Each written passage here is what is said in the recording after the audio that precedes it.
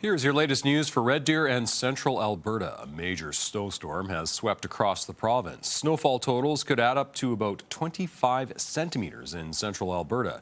Strong winds have created blizzard-like conditions. The city of Red Deer says it's on top of it. We were pre-treating hills and bridges to prevent ice buildup on those our main arterial routes and hills, bridges, and hospital accesses. As soon as the flakes came out of the sky last night, the snow, we had all trucks going and we had it fully staffed and we were prepared for it to go.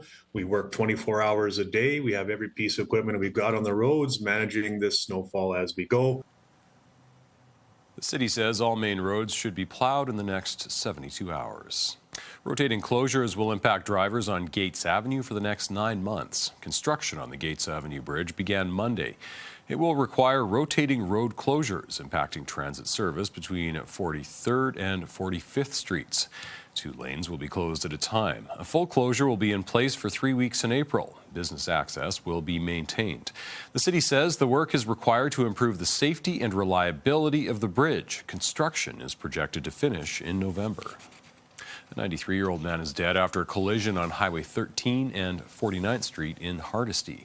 It happened earlier this month. RCMP say the elderly man was in a pickup truck heading eastbound onto Highway 13 when it was hit by a semi-grain hauler. The man was rushed to hospital where he died. The 49-year-old driver of the grain hauler was not injured. Country singer Corb Lund's petition effort to outlaw new coal mining on the eastern slopes of the Rockies has been given the go-ahead to gather signatures. It gives those behind the movement 4 months to collect just shy of 178,000 signatures. The petition calls for the government to introduce legislation prohibiting any new mining activity for coal in the region. If successful, the province would then pass a coal mining ban or send the issue to a province-wide vote. The whole 6 years, what the government's tack on this has been to say, oh, okay, Alberta, we've heard you. We understand your concerns. We'll fix it. And then they don't fix it. They leave big loopholes in it. So we've worded our question extremely specifically to make sure that we include Grassy Mountain and any coal projects on the slopes of the Rockies, because it's a terrible idea economically and ecologically. Lund is set to speak at a signing event in Calgary, which is taking place at the Alexandra Society in Inglewood on the 21st. Another takes place the night before in Lethbridge. Some of the best athletes in Alberta racked up medals this past weekend at the Alberta Winter Games. Roughly 2,400 athletes competed in 18 different sports, about a dozen from Red Deer. Some of the events include figure skating, archery, gymnastics, volleyball, and wrestling. The Alberta Games are a multi-sport event for amateur Alberta athletes aged 11 to 16.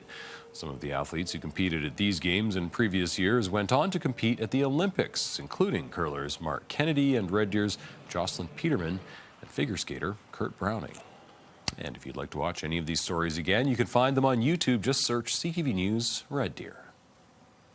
The worst of the heavy snowfall is behind us, but what we're left with is really cold temperatures, and that is going to last for a while into the weekend and even into the 10-day forecast. Minus 21 for Red Deer, Lacombe, and Stettler. Even cooler off to the south in Innisfail at minus 23, minus 20 at Rocky Mountain House. So Tuesday, overnight hours, we see some light snow, but then that's going to taper off. Should be okay for the Wednesday morning commute, but as I mentioned, those cold temperatures are sticking around. We're still under that extreme cold warning. So if you are outside, definitely bundle up because any exposed skin can lead into a frostbite. Here's a look at the rest of your 5-day forecast.